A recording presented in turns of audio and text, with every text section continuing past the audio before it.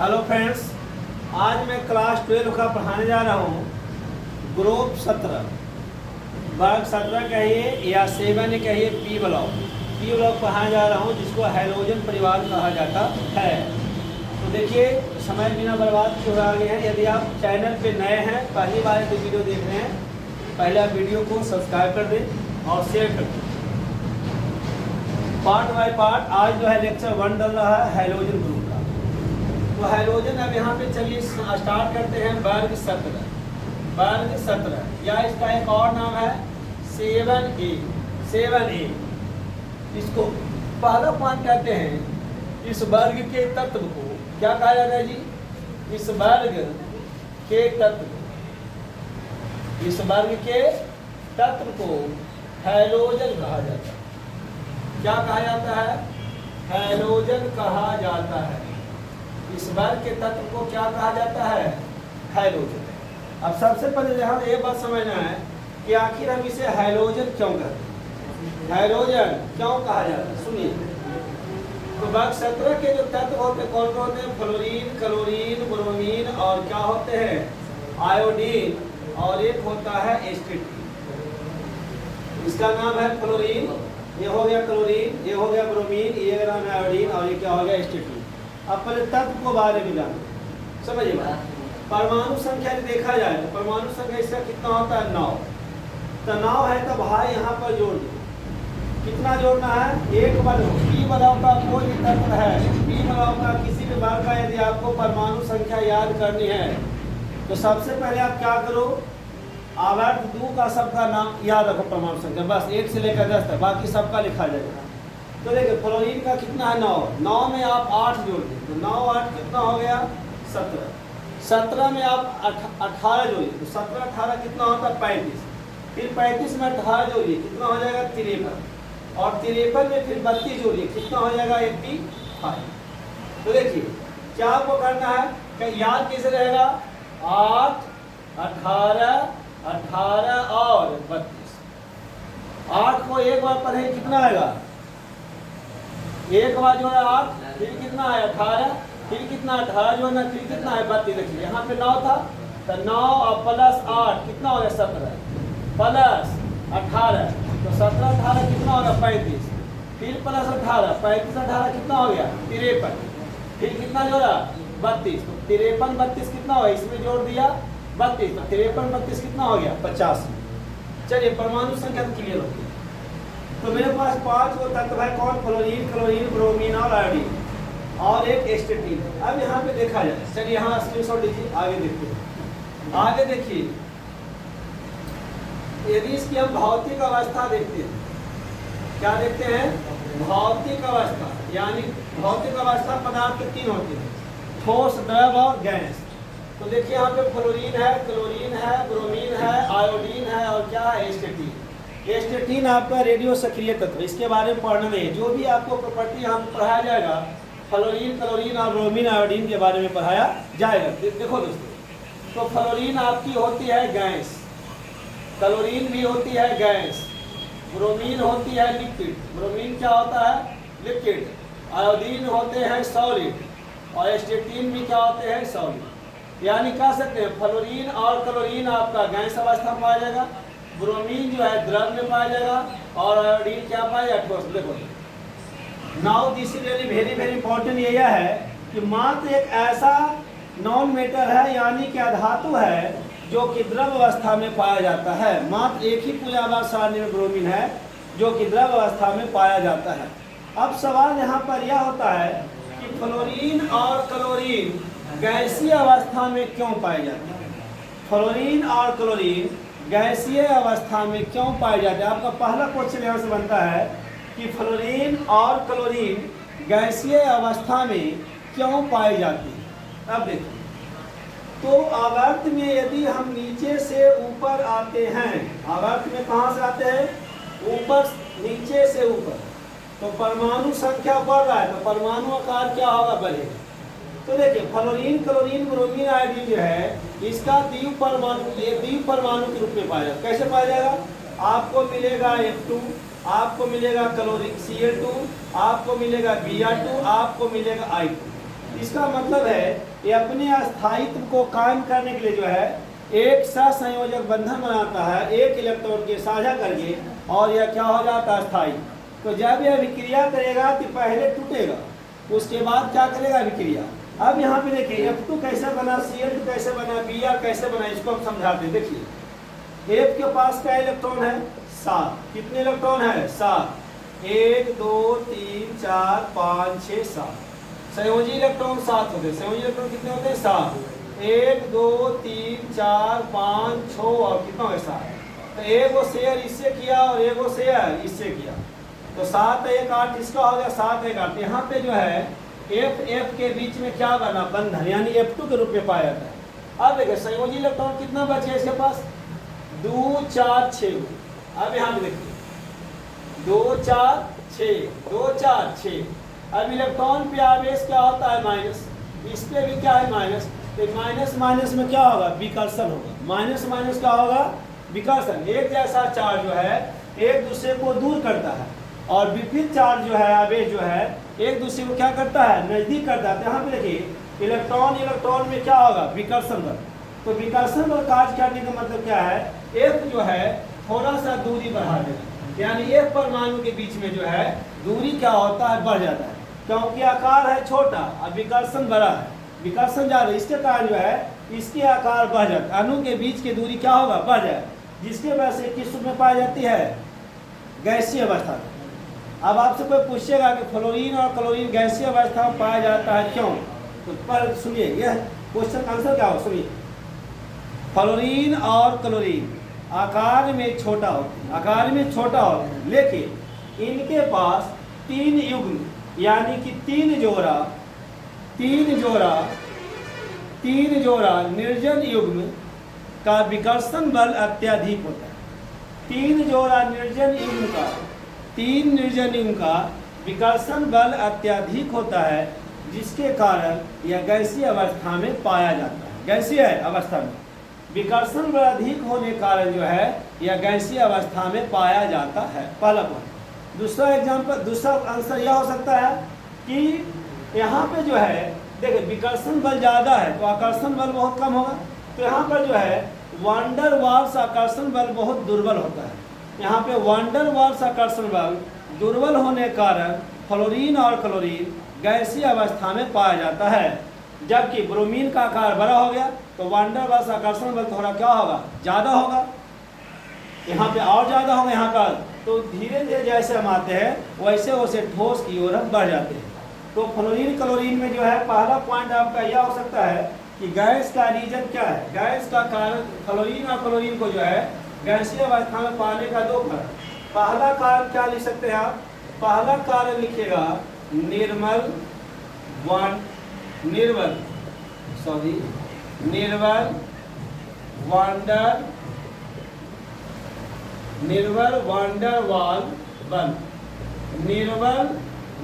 वाल बल पहला। दूसरा कारण होगा 3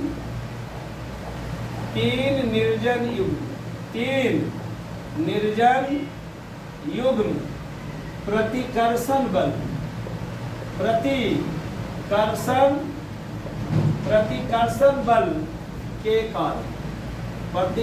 बल के कारण, तो आपका 2 आंसर बनता है इसका। पहला क्या दे सकते हैं निर्मल वांडर वाल बल, और दूसरा क्या होगा जी 3 निर्जन युग्म प्रतिकर्षण बल के कारण फ्लोरीन क्लोरीन जो है गैसीय अवस्था में पाई जाती है।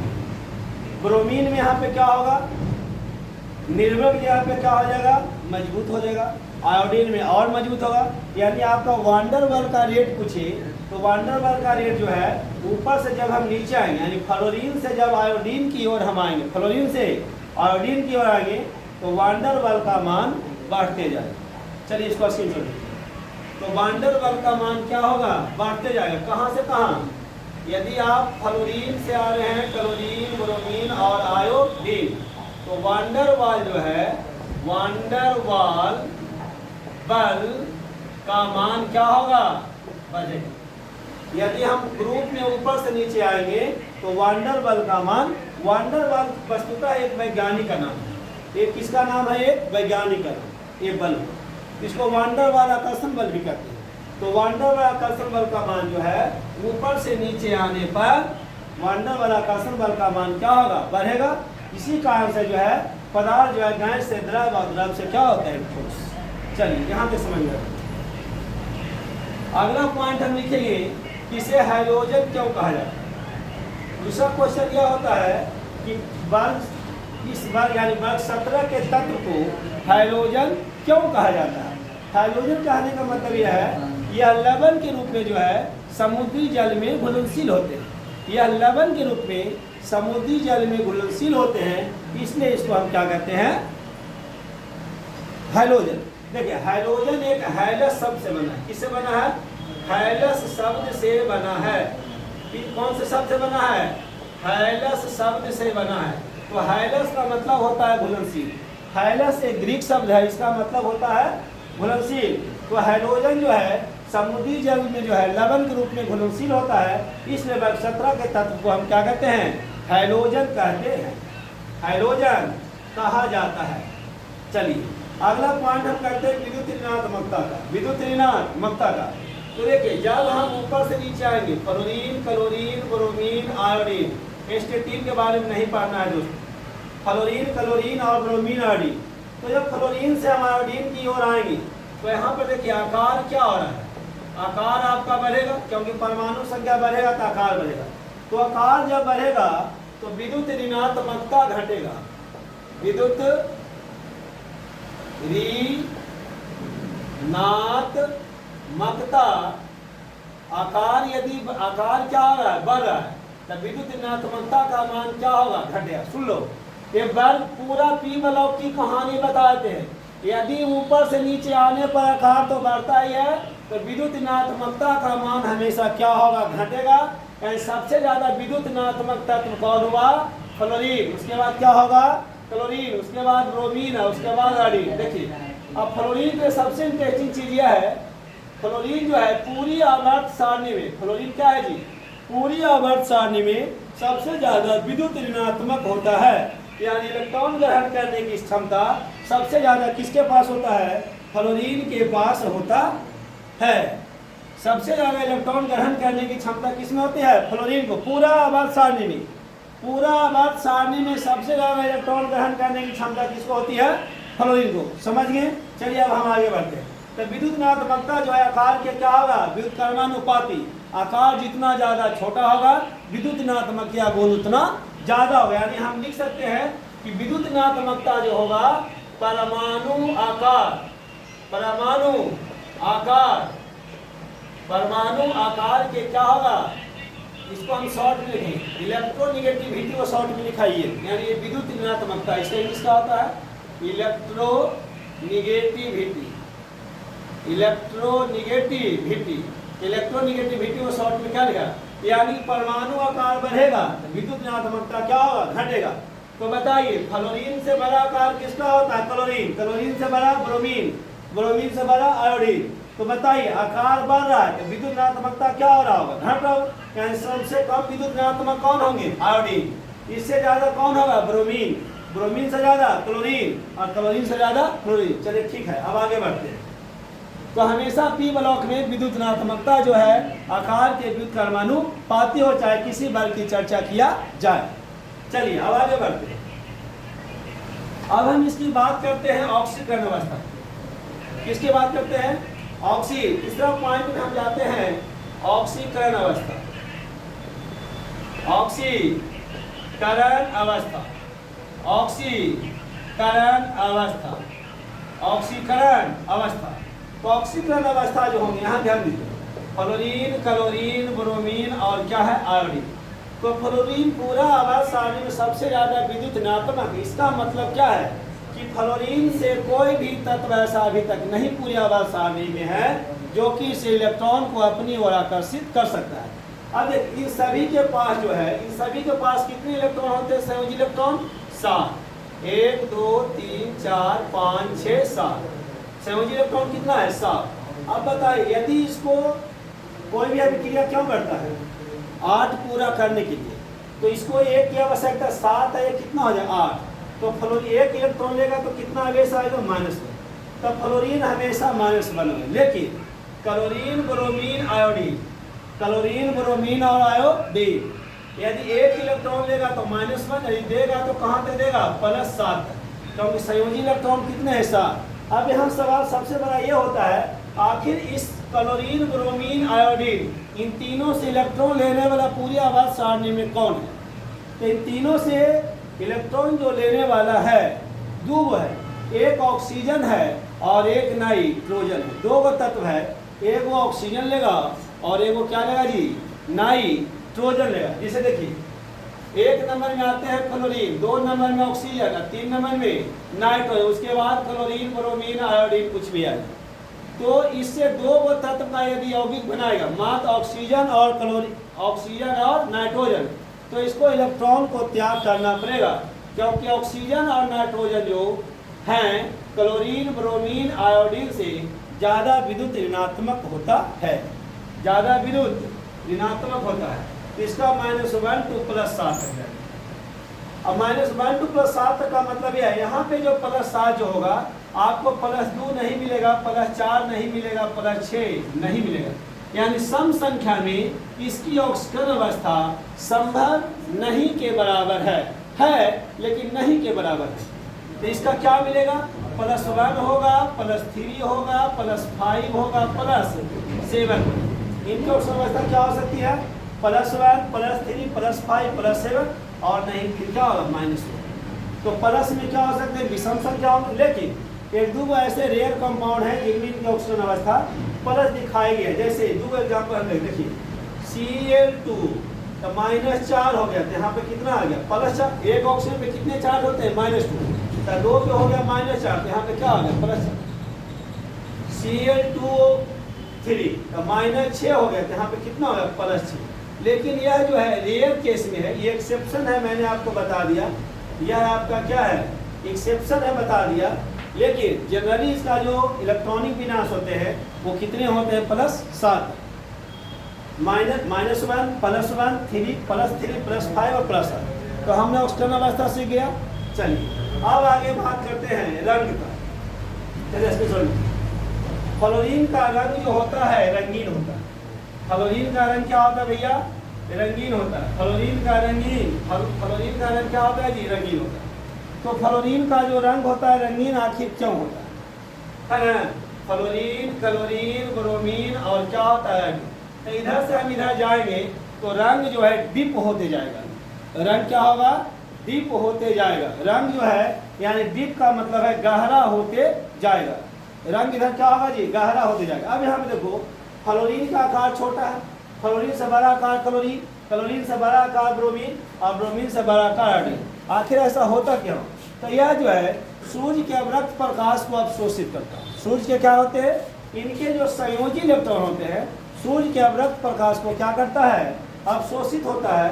अब ध्यान में यहाँ पे समझिएगा, जैसे मान लीजिए मैंने फ्लोरीन लिखा भाई, अब इसका नाभिक तो यहाँ पे है। अब यहाँ पे देखिए 1 इलेक्ट्रॉन, 2 इलेक्ट्रॉन, 3, 4, 5, 3 और 3, 6 एक साथ है। और उसी प्रकार से मान लो कि हम क्लोरीन लिख दिया, तो 1 है, 2 है, 3 है, 4 है, 5 है, 6 है, 7 है। इसका हम यहाँ पे लिखा दिया न्यूक्लियस। अब देखो न्यूक्लियस से दूरी यहाँ पर क्या हो रहा है, बढ़ गया। न्यूक्लियस से दूरी बढ़ गया। तो न्यूक्लियस से दूरी बढ़ने का मतलब यह है, अब देखो इलेक्ट्रॉन जो है अवरक्त प्रकाश को अवशोषित करेगा। कौन करेगा, संयोजी इलेक्ट्रॉन, संयोजी इलेक्ट्रॉन। अब यहाँ पे देखिए, तो यदि नाभिक से इसका दूरी बढ़ेगा तो दूर तक जा सकता है, क्योंकि आकर्षण बल का मान क्या घट जाएगा। तो जैसे जैसे आकार बड़ा होता जाएगा प्रकाश की अवशोषण क्षमता बढ़ेगी, प्रकाश की अवशोषण क्षमता बढ़ेगा, क्योंकि जो संयोजी इलेक्ट्रॉन होंगे वो नाभिक से क्या होगा, दूर। तो नाभिक से जितना दूर होगा वह प्रकाश को उतना ज़्यादा अवशोषित कर सकता है। तो नाभिक से जितना दूर होगा प्रकाश को उतना ज़्यादा अवशोषित कर सकता है। तो इसलिए आकार जैसे जैसे बढ़ेगा उसका रंग क्या होगा, गाढ़ा होते जाएगा, यानी कि अवशोषण क्षमता क्या होगा, बढ़ जाएगा, क्योंकि नाभिक से संयोजी इलेक्ट्रॉन का आकर्षण बल क्या होगा, कम जाएगा। तो जैसे जैसे आकार बढ़ेगा अवरक्त प्रकाश जो है संयोजी इलेक्ट्रॉन जो है ज़्यादा उसको अवशोषित करेंगे। इसलिए जो है जब हम फ्लोरीन से आयोडीन की ओर जाते हैं तो मेरा रंग जो होते हैं इस परमाणु का वह गहरा होते जाता है, क्योंकि यहाँ पर संयोजी इलेक्ट्रॉन का अवशोषण क्षमता बढ़ जाता है। तो आकार बढ़ाएंगे तो अवशोषण क्षमता बढ़ेगा, क्योंकि नाभिक से संयोजी इलेक्ट्रॉन का दूरी बढ़ जाता है। तो दूरी बढ़ने का मतलब आकर्षण बल बढ़ गया तो ज़्यादा अवशोषण करेगा। तो जितना कम आकर्षण होगा जितना कम अवशोषण होगा। तो सबसे कम अवशोषण प्रकाश को कौन करेगा? फ्लोरीन। फ्लोरीन से ज़्यादा क्लोरीन, क्लोरीन से ज़्यादा ब्रोमीन, ब्रोमीन से ज़्यादा आयोडीन। यानी हम लिख सकते हैं प्रकाश का जो अवशोषण क्षमता होगा, प्रकाश की अवशोषण क्षमता, अवशोषण, इस पॉइंट को लिखेगा, प्रकाश की अवशोषण क्षमता परमाणु आकार, परमाणु आकार के, परमाणु आकार के समानुपाती होता है, समानुपाती होता है। यानी सब, अब क्या लिखा? प्रकाश का अवशोषण, प्रकाश की अवशोषण क्षमता परमाणु आकार के क्या होगा? समानुपाती। यानी परमाणु आकार जितना ज्यादा होगा, परमाणु आकार जितना ज्यादा होगा, प्रकाश को उतना अवशोषित करेगा और वह उतना गाढ़ा प्रतीत होगा, और वह उतना गाढ़ा प्रतीत होगा। तो बताइए प्रकाश का अवशोषण क्षमता यहाँ पे क्या लिख सकते हैं? क्लोरीन से ज्यादा किसका होगा जी? क्लोरीन। क्लोरीन से ज्यादा ब्रोमीन, और ब्रोमीन से ज्यादा क्या होगा जी? आयोडीन। होगा या नहीं होगा? आयोडीन होगा। ठीक है दोस्तों, आज मैंने यहाँ तक पढ़ाया। कल मैं जस्ट इसके आगे वाला लेक्चर पढ़ाऊंगा। आपको 1 या 2 लेक्चर पर डे मिलेगा, इसलिए आप लोग चैनल को सब्सक्राइब कर लो ताकि कोई भी टॉपिक छूटे ना। जैसे पी ब्लॉक मैंने ग्रुप 17 चालू किया है, तो ग्रुप जब 17 खत्म होगा तो फिर 18 चालू करेंगे, फिर कम्प्लेक्स नंबर चालू करेंगे। इसी प्रकार से आपका चैप्टर जो आगे की ओर बढ़ते रहेगा। तो कम से कम 1 से 2 वीडियो पढ़ते रहेगा। आप लोग कंटिन्यू बने रहिए ताकि आप ज़्यादा से ज़्यादा फायदा उठा सकें। Thanks for watching.